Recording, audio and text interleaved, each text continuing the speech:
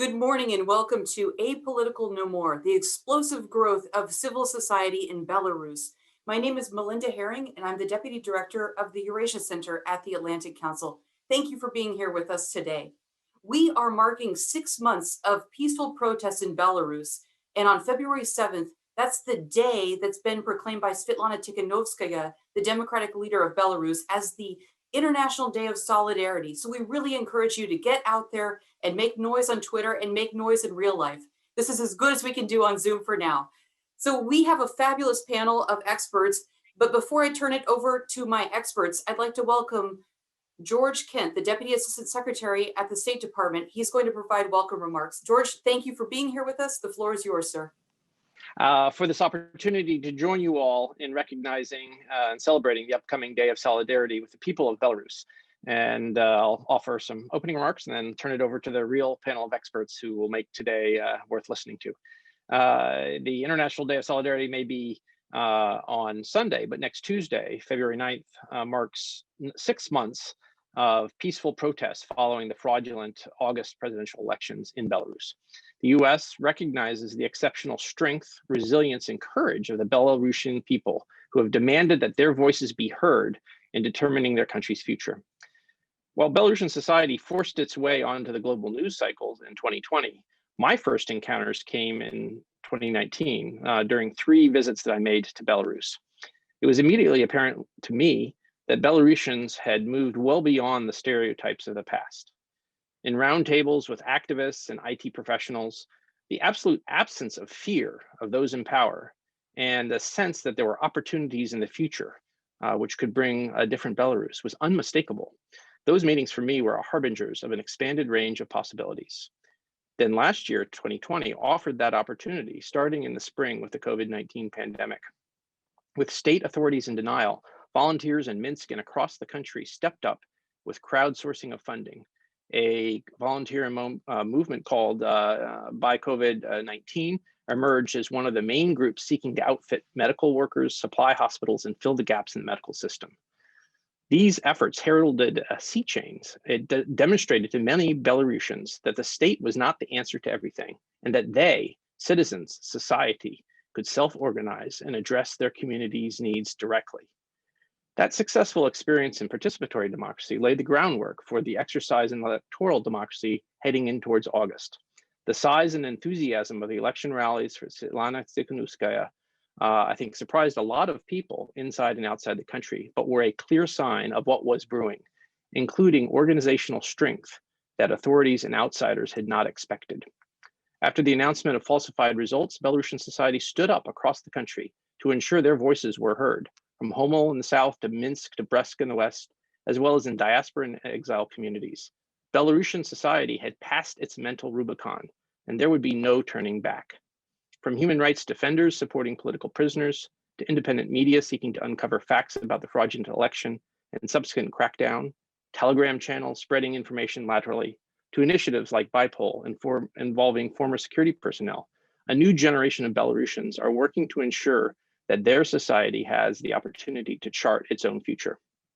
I'd like to acknowledge in particular, and I'm sure we'll talk about this, the extraordinary role Belarusian women have played in the last year, from Svetlana Tikhanovskaya's candidacy to Maria Kolesnikova's refusal to be forced into exile, to flag-waving pensioner Nina Bakhatinskaya's pluck, to countless other protesters, journalists, and human rights defenders.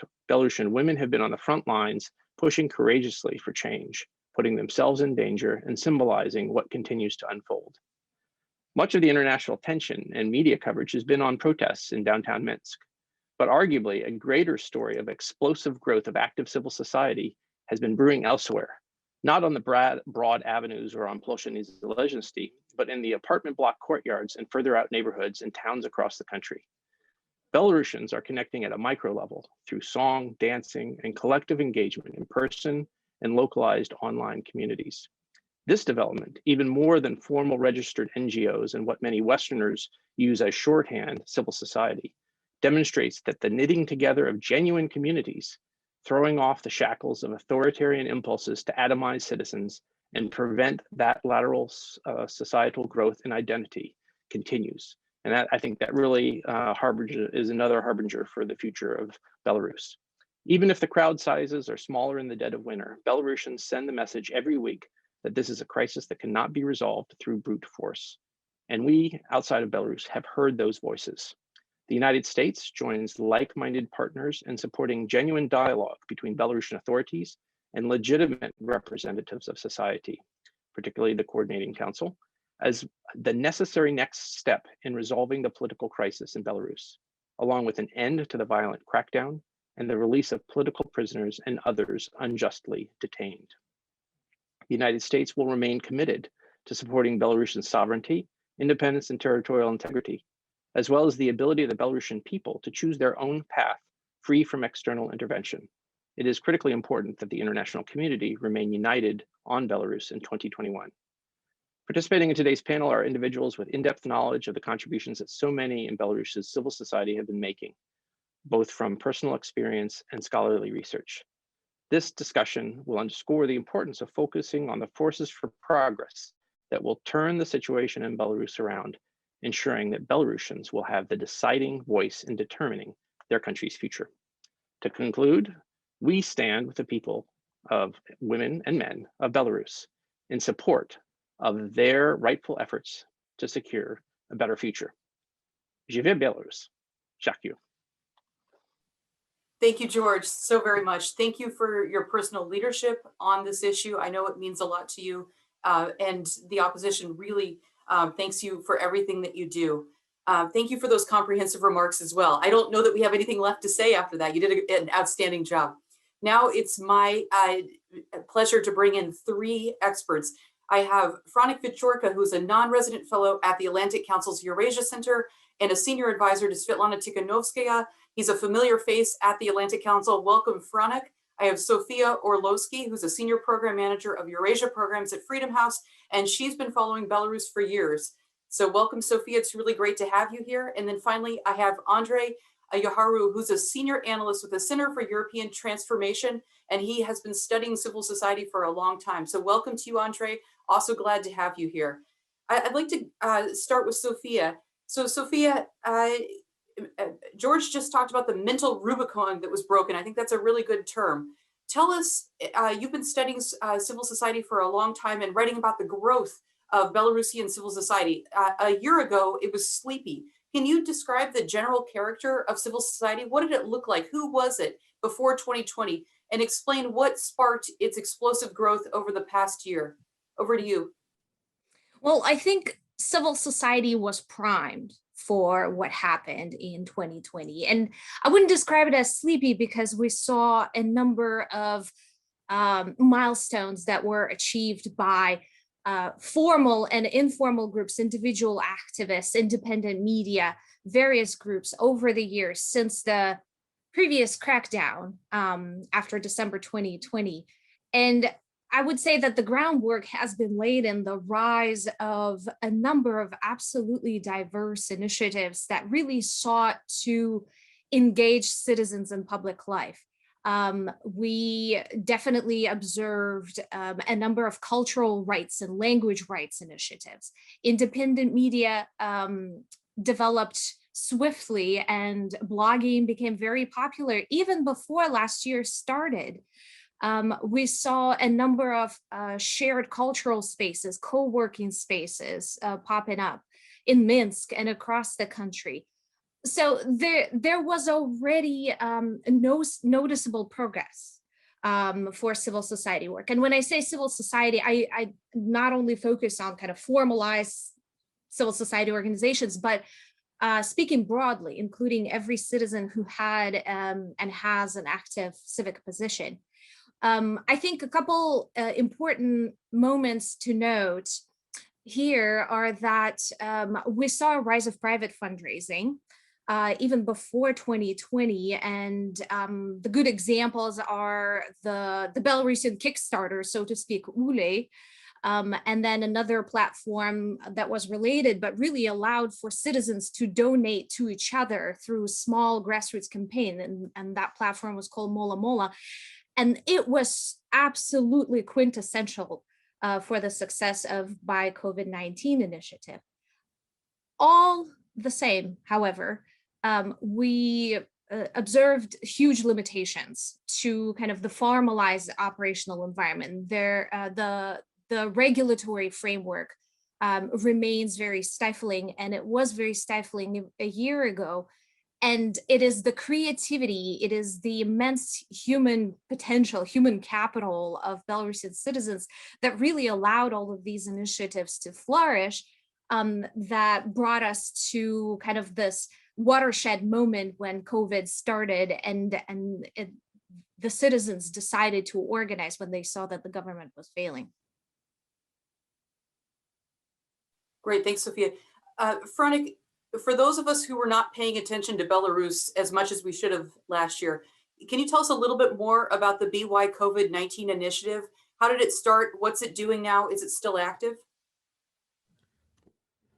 By COVID initiative actually was not the beginning, but it was the part of the civil society awakening. When it started earlier last year, many volunteers came to this movement, and then they stayed and they participated in the campaign. They joined teams of different democratic candidates. Also, the system, how this initiative worked, it created the atmosphere, the character for the whole movement, which later became political. It was decentralized, it was grassroots, it was bottom top, and the way how, for example, they are financed, they basically crowdfunded, and they managed to cover their work and the equipment, the masks, through donations. It is spectacular because never before Belarus didn't see such crowdfunding campaigns. And later, when Buy COVID campaign was successful, this character, this initiative, this infrastructure continued working. And many of these people involved in the Buy COVID campaign, later they created their own funds and organizations by help, by soul, which actually gave birth to other initiatives such as Fund of Cultural Solidarity, Fund of Sports Solidarity, Fund of Medical Solidarity. Today I was witnessing the call of this Fund of Medical Solidarity, doctors, and Svetlana Tsikhanovskaya. It's amazing. And everything actually started with the COVID pandemic.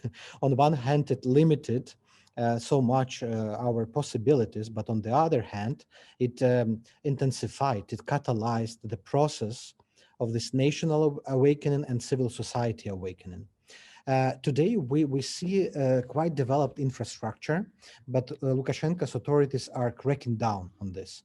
They're not attacking only political parties or headquarters of political candidates. At this moment, they are destroying any possible centers of political, social, cultural activism. After events in August and September and October, they realized that they don't control the situation. And this is why they can come to the shop, to the store, which is selling national symbols or T-shirt, embroidered T-shirt, and the rest, all the sellers, all the vendors there. Why they do this? Because they want to show the power. They want to threaten all others. And third, they want to eliminate potential places where activities might be born. And this is the big danger for us, because we are risking to lose all this capacity, all this infrastructure that emerged in 2020. But on the other hand, it also creates some risks for Lukashenko, because he can't keep for so long the atmosphere of fear. He can't build totalitarianism in the 2021 in the country where all people using Telegram and know very well what's happening. So it's the matter of time when this crackdown will end on one hand, and when the system will break. The winter time, last 2 months, were very difficult for Belarus civil society. It is in the survival mode. All the organizations, journalists, activists, they are afraid of going out. They are afraid to participate in protests. They are living in constant fear of being arrested. But after winter, there is also always spring. And we have the big hope that spring will bring some positive emotions and optimism. And this mass marches, protests, also creative rallies, they will revive. The most important at this moment, to not lose all the energy, to help those structures that were created during the last 6 months to sustain. And this is why we have to focus, all of us, all of those who are watching this conference, all of those on this call, all of those who are in Warsaw and Vilnius, we should be focused only on one thing: how to help people on the ground to do what they do, to sustain, to survive this attack of Lukashenko. And then we will have enough power to strike back. Thank you very much, Franak, for that powerful interjection. One follow-up question for you. Have the authorities have they cracked down on these crowd funding platforms? Did they mess with them, or are they okay so far? Yes, first of all, they're trying to discredit them because they don't control these funds, they don't control money. They understand that people who are repressed, fined, arrested, they're getting support, including striking workers, for example. Because for striking workers, when they decided to strike, they risked with everything. And they wanted to make sure that they will be a little compensated, at least a little bit. So it created like a guarantee, the safety pillow for those who decided or considered to join the revolution or not. But the last 6 months, we see also some political regulative restrictions. People who received compensations from funds, they were this money were arrested or just taken out of the accounts. And that was authorities just used the banks and forced bank to block the money people received from solidarity funds. Thanks a lot. Andrei, I'd like to bring you into the conversation. How would you describe the growth of civil society? And can you say more about the emergence of some small but local effective groups? I know we've seen some national level organizations, but tell us what's happening in smaller places, please. Yes, sir. In 2000, last year, there was really explosive growth of the civil society, where millions of new people entered politics and social activity. And the very quality of the Belarusian society has changed. The previous social atomization was replaced by social solidarity. The previous political passivity of population was replaced by the political and social participation. And the previous top-down organization in different spheres was replaced by massive growth of new bottom-up self-organization. Basically, we are seeing the emergence of new self-organized groups of people captured by the wave of mass political mobilization. Mainly, these are numerous small new groups consisted of dozens of activists. For example, the country at community, but as well, this is new professional community, new communities built by their gender, age, and all the communities are spread all around the countries and probably in all of the social groups of the Belarusian society. But as well, there are rather large new initiatives that unite thousands of people. For example, white coats, medical movement. And as well, some teachers and parents communities at school, and some new trade unions, self-united, sometimes hundreds of new activists.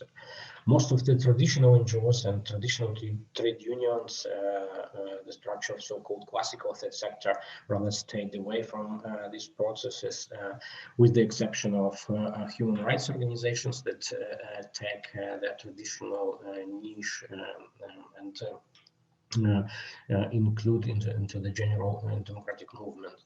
And some of traditional NGOs were able to restructure somehow their activities and became part of a joint movement, but usually it was necessary for them to abandon their usual service delivery approach and somehow to link themselves to new types of civil society activities and new groups that emerged after their August 19. And unlike classical NGOs, the new structures are rather spontaneous group, more non-structured and flexible initiatives than well-structured organization. And I call this space of civic initiatives the fourth sector, just to distinguish them from the third sector consisted from established NGOs. And it is important that all these new groups challenge the state monopoly in different areas, in education, in medicine, in sport, in science, in local government. The process of destatization of public spheres is underway. People demand participation in decision making in these spheres. They leave traditional state-controlled gongos like official trade unions or state youth union. They demand the return of normal meaning of public institution functioning. For example, new associations of parents and teachers demand to abolish ideological control in schools and university, and new trade unions demand to come back for trade unions for their real function to protect workers' rights. Wonderful, thank you. I think that's a useful way to think about it, the removal of the state. I would like to ask Franak, I've been reading about some of these initiatives that have popped up that Andrei just spoke about. And one that really caught my eye was BY Poll.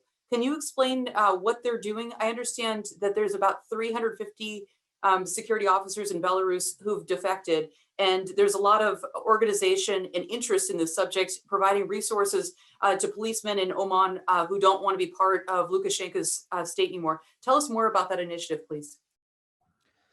Yeah, it's true. It's perhaps one of the biggest successes we had so far, because many defectors from law enforcement agencies and from army and from investigative bodies joined the movement, and they didn't join like traditional party structure or office of Svetlana Tikhanovskaya, but they created their own, I would say, police trade union.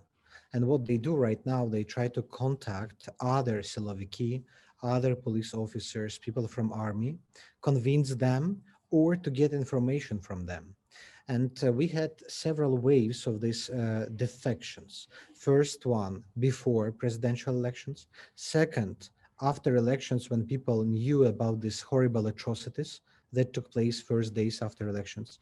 And the last one before people's ultimatum, when Svetlana Tikhanovskaya gave ultimatum to Lukashenko, and then hundreds of representatives of law enforcement decided to switch to support the pro-democracy cause. And these people right now, most of them are still in Belarus. They left these agencies and they're working there, but many fled. Many fled for Ukraine, for Poland, for Lithuania. And the biggest organized group is in Poland, and they call themselves by police.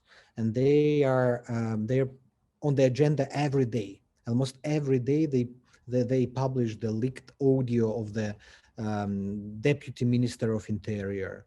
They publish the audio which proves the guilty of Lukashenko's cronies and killing activists in December. And this helps a lot to split the elites, but also it helps a lot to get more defections from inside. And at this particular moment of the revolution, of the uprising, I see these defections and the split of elites extremely important, crucial, and perhaps even critical for its success. Franak, is 350 right, or is the number higher than that? There are many numbers, because there are numbers also leaked by BIPOL, how many Siloviki left their work, their jobs, and then we heard about a few thousands. We also know that more than 700 requested the aid, financial aid, when they leave, when they quit. They can get some compensation from solidarity funds. And also there are numbers of those who join or let BIPOL know about that they defected, they don't work anymore. But this 300, it's only those who quit. But there are thousands who sympathize, who are in touch with these 300, and who leak, who tell the stories. And personally, I also have contacts with people like this in different bodies, and they're still in power. And it's very interesting to hear about the moods inside of the regime, inside of the system. And I must say that it's not very optimistic for Lukashenko. He might feel now self-confident, but I wouldn't be so optimistic. Okay, that's interesting. That's really interesting. But part of the initiative also, in addition to the solidarity funds, don't they do job retraining as well to help people find a longer solution? Yeah, indeed. And this is basically the main thing, how solidarity funds and the other organizations help them. Those who fled, they need a job, they need to bring their families, and also find schools for their kids very often. So these international organizations and local organizations help them to reestablish their lives. But many of them who request the help from solidarity funds, they just need re-education so they can continue their work. And many of them are not going public. I would say 95% of them are not going public about what they did and about their defection. So they keep low profile, but many of them still help very quietly, cautiously, but sympathize. Got it. Sofya, you watch civil society really closely. Are there any other initiatives that really stand out to you as ones that should be on our radar that we're watching?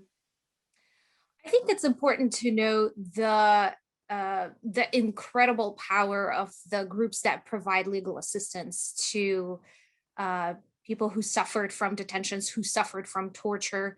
And the last year really gave us an opportunity to observe how the groups that existed before and maybe weren't in the public eye came to the fore because of the ability to mobilize legal assistance, the ability to engage lawyers, the ability to attract psychosocial assistance professionals. All of these needs really became very urgent. We're talking about psychosocial trauma of immense proportions.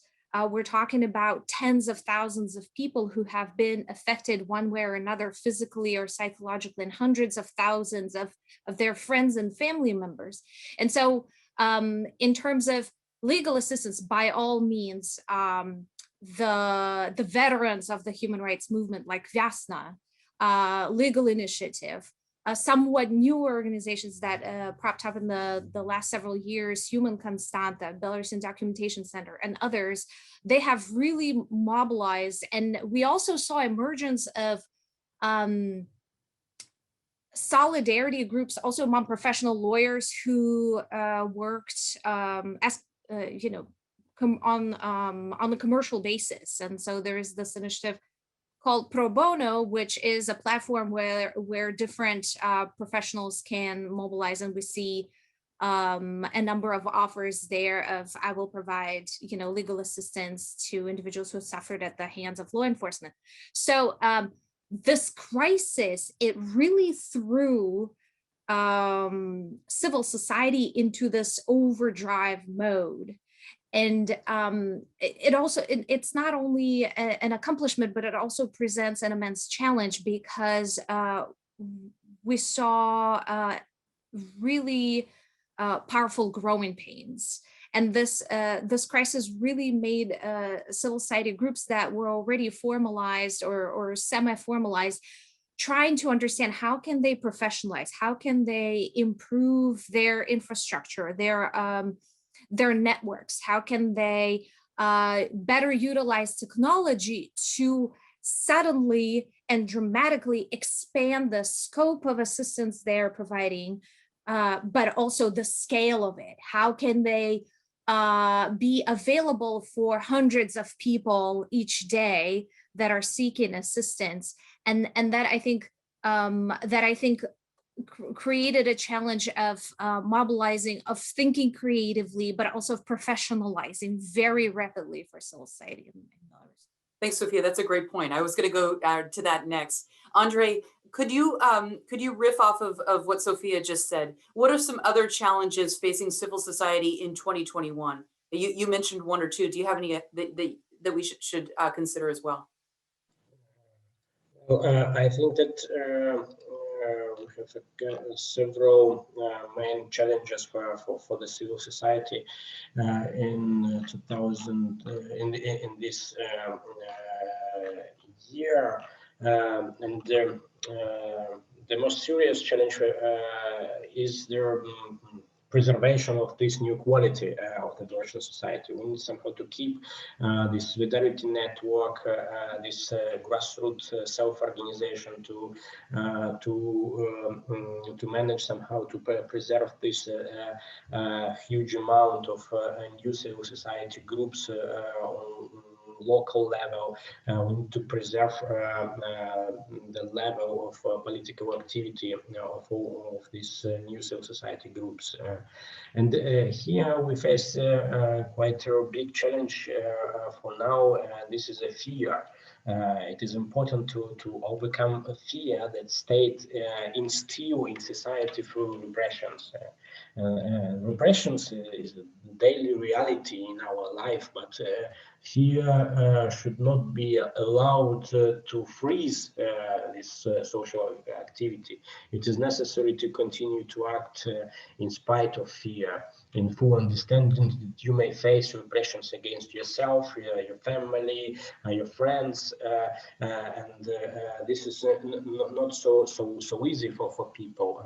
Now they are feeling they're afraid, for example, of de-anonymization of their personality. They're trying to use all the techniques to hide themselves, and sometimes they don't want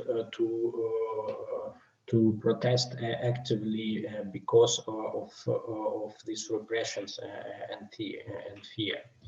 And their third challenge, in my opinion, is routinization.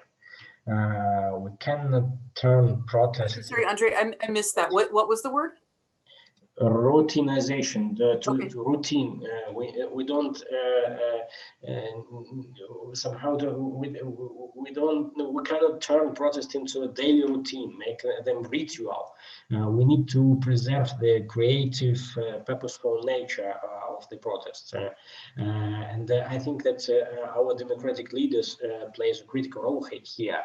This is their task, is to show us our common goals, direction of actions at each specific stage of development of the Belarusian revolution.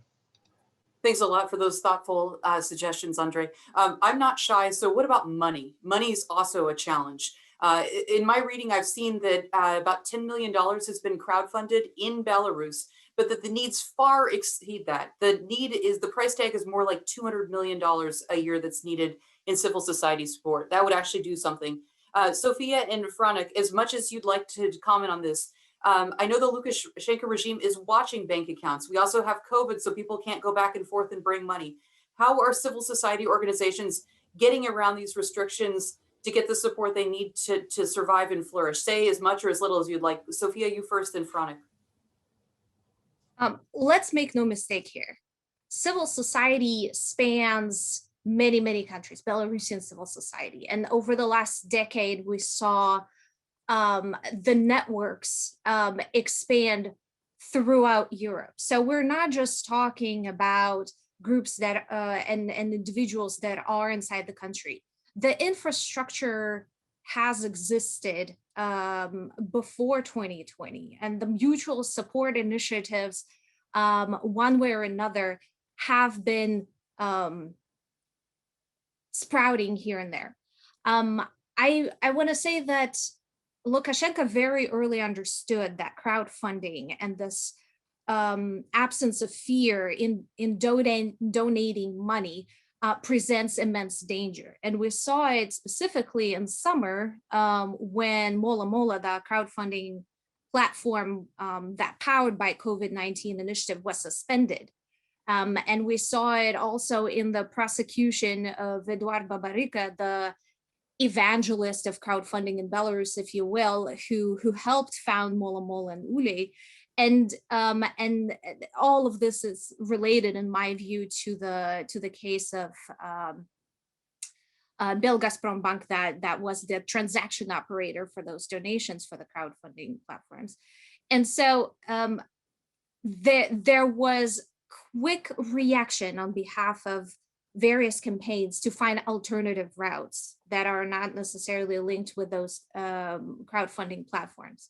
At the same time, for groups that are more or less formalized, the issue of raising funds through international partners, through grants, it's not new. It's a normal way that civil societies operate and the civil society organizations in many countries work. And so I wouldn't say that there is a fundamental change in how civic groups and activists are able to mobilize resources inside or outside their country. It's just that now we see much greater need for diversified paths of getting money both into the country and to the institutions that exist outside the country. The role of diaspora is huge. We saw really strong mobilization of diaspora groups, pre-existing groups, and also recent immigrants all across Europe, all across North America, and around the world.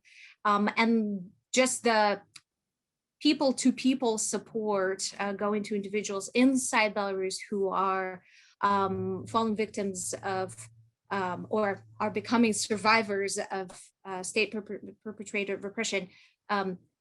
This role is, it cannot be underestimated.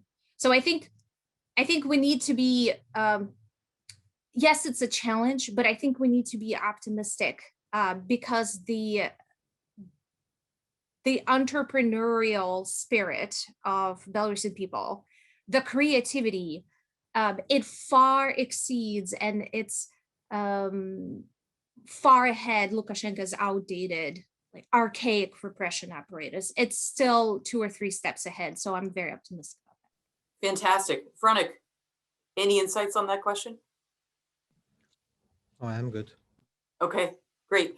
Franak, I'd like to bring our audience in. So if you have a question, go ahead and put it in the chat or put it on Twitter, and we will do a blitz round, and each of our panelists will get a chance, and I think George may come back on camera to answer questions quickly. Franak, before we do that, I'd like to ask you about the Day of Solidarity. So this marks 6 months of protests, and we're in the middle of a cold winter and Kremlin disinformation. Is there a danger of protest fatigue? What can be done to maintain the momentum and keep people on the streets and committed to the cause?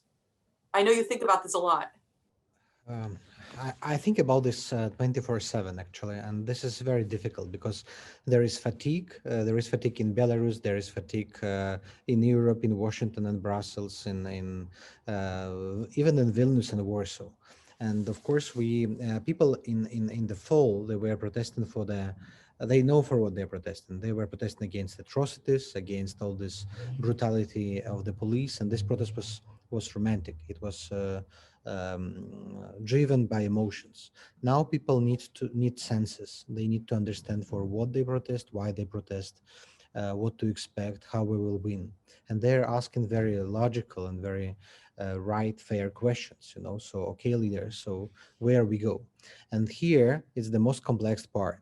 because we know the final goal, new elections, we know that Lukashenko will be down, but there are thousands of scenarios until this goal. And we can't give, unfortunately, we can't write the clear step-by-step plan how people wants, so you should do this, and then we will win, because there are many, many factors. And this is why there is also disappointment. There is no silver bullet here. And unfortunately, people don't always understand this. Regarding how to deal with this, I think we should emphasize the victories, small victories, small rallies, neighborhood marches, displaying flags, some release of some prisoners. It's also the victory, how people self-organize despite all these limitations. We should find the positivity, because this negativity, bad news, they are killing people's motivation. And this is quite difficult in such winter time. And winter in Belarus is horrible. It's difficult to find this positivity and to find optimistic things. This is why we did much more focus on our success on the international arena. Svetlana spends much more time talking to people and emphasizing good things. We also looking for successes within regional communities that emerged. This is the only way. And also signals from outside, signals from other capitals, other countries, people around the world, they help a lot to survive fatigue. This is why I ask everyone to join the Solidarity Day. But the Solidarity Day, it takes the whole February. So no worries if you will not do anything on February 7th. There will be 8, 9, 10, and 11. To express your support, to share your thoughts about Belarus. If you are a politician, accept the resolution. If you are a stakeholder, make the important step to support Belarusian people. If you can donate, please donate. There are hundreds of ways to support Belarusians, from very simple, which will take seconds, to much more complex, to put sanctions on Lukashenko's cronies. But this is the opportunity. This is the moment where international community, where the international factor plays the big role in order to help Belarusians to sustain the tough time. The next half year, which will be much easier, my hope, which will be much, much easier. But we need this international solidarity. And we have the conference tomorrow, where we invite European, American, international stakeholders and opinion leaders. And we have many, many events around the globe in different cities and countries on Sunday. Please join the Solidarity Day, find the activities by #StandWithBelarus. And this conference, thanks to Melinda and Atlantic Council, is organized also as the part of the Solidarity Day. And I'm super grateful to Atlantic Council, which became perhaps one of the champions in raising Belarus story. Thanks a lot, Franak. I think it's no overstatement to say that this is what we live for. We got you. We're going to be on the streets in Washington tomorrow, and if you're in Washington, please come and introduce yourself to me. I'd love to meet you. Okay, it's my favorite part of our events. It is time for the Blitz questions. Our brilliant audience they're furiously typing questions. I'm going to ask you, Sofya, Andrei, and Franak, to be very brief in your description. First is from Ambassador Jan Piccolo from Poland. He says, what can Poland and Baltic countries do to extend and coordinate support for the Belarusian democratic aspirations? I think that's best for you, Franak. Give me 3 sentences max, please. The best to coordinate actually, and at least to coordinate technical assistance and sanctions between Baltic states and Poland. There is a lot of coordination that can be improved. It's very important to involve Belarusians in designing these policies. Wonderful, thank you. George Kroll has a great question. Sofya and Andrei, this one is for you. How widespread is the growth and activity of civil society in Belarus beyond Minsk? Are they able to communicate and coordinate? I think the simple answer is yes. We see a lot of grassroots activity. We saw a lot of protest activity all around Belarus, in small towns, big towns, even in villages, rural areas. A lot of the coordination and mutual support happened through Telegram, lots of video sharing and mutual cheering. So yes, this is happening. Wonderful. Andrei, anything else from you? Just a couple of words to understand the picture. So we don't have the exact data, but my expert assessment, there are around 800 of new local communities all around the country. So this is a huge amount of new communities and new people coming to their civil society. And of course, they have some problems of cooperation between different communities. So it's good for them to have their local Telegram chats to organize their own activities, but there are problems how to be connected to other communities, and as well how to be connected to their let's say leaders of the protest movement. And again, we are trying to solve all these issues and help them. For example, regularly organizing the communication of local communities with Svetlana Tikhanovskaya directly. Wonderful. Thank you, Andrei. That's really fascinating. Okay, next question. I see several questions about asking about the possibility to give money. Franak, do you want to say anything about that? People are wondering how do people donate to the democratic opposition? There are ways through different funds, European and Belarusian funds, through mentioned above funds of solidarity like BuySol, BuyHelp, and others. And also they developed the platform, which is called Digital Solidarity Platform, made by Belarusian IT specialists who were fired or quit Lukashenko's paradise, which allows you to donate directly to receiver. So without mediation, without giving to organization, this money goes directly to the person or organization you want to support. Awesome. Thanks a lot. Okay, let's see. One other question, follow-up question for you, Franak, leave your microphone on. What about using Bitcoin as a way to move money? Does that work? Most of the operations, from what I know, they made through cryptocurrency, digital currencies. Okay, thanks a lot. Okay, this is a great question. Several people are wondering, a man named Grau Lina says, do you think there is any influence of the protests in Belarus on the events in Russia and the pro-Navalny movement? I think that's a good question for Franak and Sofya and Andrei. If you want to jump in, just give me a finger. Go ahead, Franak. I take all the questions. I know. I can jump in. I think there are two different contexts of these situations, because in Belarus we already won the elections. Tikhanovskaya got the majority.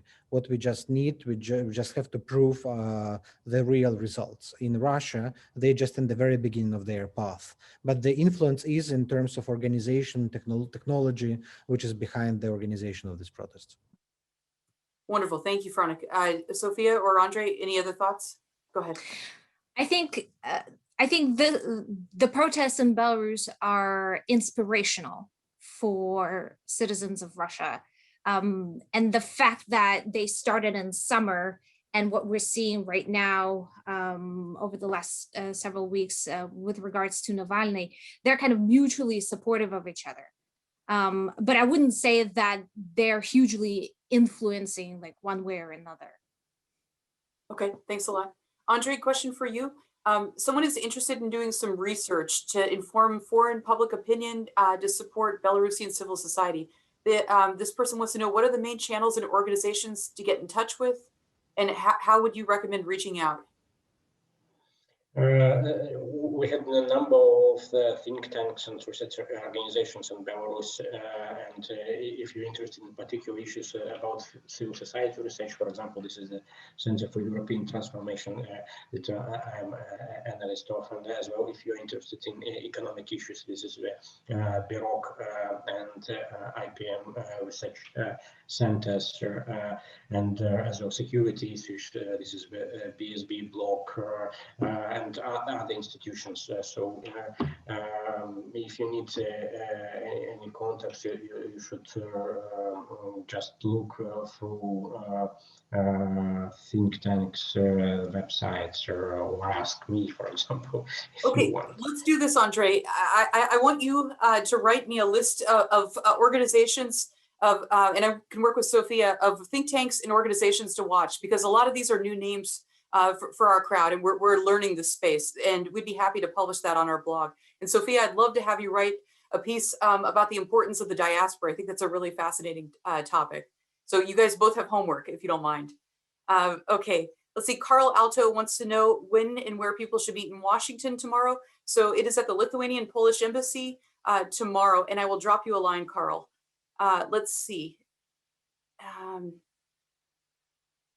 Here's a good question. Are there any dangers with US-EU direct support to Belarusian civil society in terms of giving Lukashenko and the Kremlin further fuel to say that the protest movement is a Western-controlled movement? Who wants to take that question? Mr. Viačorka or Sofya, go ahead. I think if we constantly look at what the Kremlin or what the autocrat in this or that country will say of the international support, we will never have the international support. I think this is not the way to think about it. We should look at what can we all do and what can Western democratic governments do, what can allies and citizens do in support of society in Belarus. All right, the Lukashenko's regime is outdated, it's archaic, it is done. What can be done in support of a free Belarus? And we should be brainstorming and looking at the ways we can work together with the citizens of Belarus primarily. Great. Any other thoughts, gentlemen? No? Okay. Franak, this one is to you from Kila. She says, beyond free elections and a transfer of power, what is the opposition calling for? What is the vision of Belarus in terms of economic and political policy? That's an easy very one. right. No, that's actually a difficult one, because our mandate is to bring Belarus from the dictatorship to new free and fair elections. After these elections, Belarus will become democratic. So we will make sure it doesn't become dictatorship of another Lukashenko again. But we don't have mandate right now to speak, will it be more liberal, more pro-European, more pro-Russian. I have my personal views, everyone has personal views, but this revolution wasn't geopolitical. Yeah, it didn't have any ideology. And if we will begin speaking right now how privatization must be held, we are risking to lose the supporters. Okay, great. Let's see.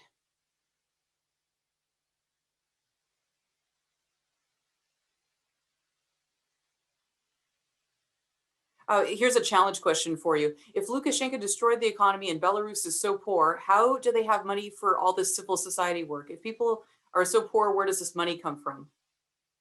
Does anyone want to take that question? Yes, just to understand, Belarus is not a poor country. It's a middle-income country, and we are the let's say, richest country among Eastern Partnership countries. So we have a potential for decrease of incomes of our population. And it is important that again, this is millions of people who is ready to donate to the civil society, and we have really records of collecting of donations from people in Belarus and Belarusians from diaspora and not only Belarusians who donate to the solidarity funds. Wonderful. That's a great interjection. Okay, Franak, two more questions for you. This is about a possible exit strategy for Lukashenko. What does it look like? Do you see him leaving power voluntarily without an escalation of violence? Very tough question. I think everything depends how this moment from violence to dialogue will happen. It also depends who will be on this dialogue and how will we be able to ensure the conducting of new elections peacefully. where all sides are included. When we will see that there is a way to transfer the power from Lukashenko to the new government peacefully, then Lukashenko can expect some security, safety guarantees and stay in Belarus, living somewhere in kolkhoz and managing his tractor museum. I don't know. So, but this will be possible only if he will give up his power voluntarily without killing anyone else. Otherwise, all the scenarios are about him leaving the country and going somewhere. There are many options where he can go, but he will not be welcomed in Belarus. Second question for you. Is support for Lukashenko waxing or waning around the country? Is it going up or down right now? And do you have any data on that? The vaccine? Oh, it's waxing and waning is fancy for going up and going down. Is it increasing or decreasing? Support for Luka? I think it doesn't change actually. I think this ratings, they are still the same. Those who supported Lukashenko, they still support him despite all these changes and violence, unfortunately. But those who support democratic change, they also are on the same level. So in these terms, we have kind of stalemate, but also there is a gray zone of those who are not politically involved, not mobilized, and they are just watching, and they will take side of the majority. Wonderful. Andrei, this is another great question for you that's very open-ended. What does free Belarus mean? What does free Belarus mean? Yeah, so when we say free Belarus, what does that mean? Well, that's a philosophical question. From my point of view, this means the possibility of people to decide by themselves. This is an opportunity to guide their lives for themselves. This is an opportunity for communities to decide by their own in their own spheres of responsibility. For me, this is less of state and the state which belongs to the people, not vice versa. Brilliant. That was a great short answer for a very broad question. Well done. There is much interest from you and Sofya. If you could help me put that list together, people would like to learn more about the different civil society organizations and think tanks in Belarus. So you can count on an email from me. Franak, one more question for you. Could you please speculate what would hypothetically be the first steps of a new government after democratic elections? I think to establish institutions that will make sure that the democracy will stay, and also, first of all, establish democratic institutions that will guarantee stability and possibility to conduct economic, political, social, and other reforms. I don't think there will be any decisions about geopolitics, about future view of Belarus strategy. I don't even think that there will be discussion on national symbols or language. First of all, to ensure the statehood stability. Fabulous. Thank you for joining us today. Thank you, Franak Viačorka. Thank you, Sofya Orlosky. Thank you, Andrei Yahorau. It's been a pleasure, and thank you to George Kent for joining us. It's always a pleasure to be with you. If you are not receiving Belarus Alert in your inbox on Wednesdays, shame on you. Please write to us. We would love to send it to you. We have a great newsletter that comes out and will help you track the developments in Belarus. Thank you for joining us. Please make noise on International Solidarity Day or all month of February, as Franak likes to say, and we'll see you next time. Thank you. Have a nice weekend. And until then, bye-bye.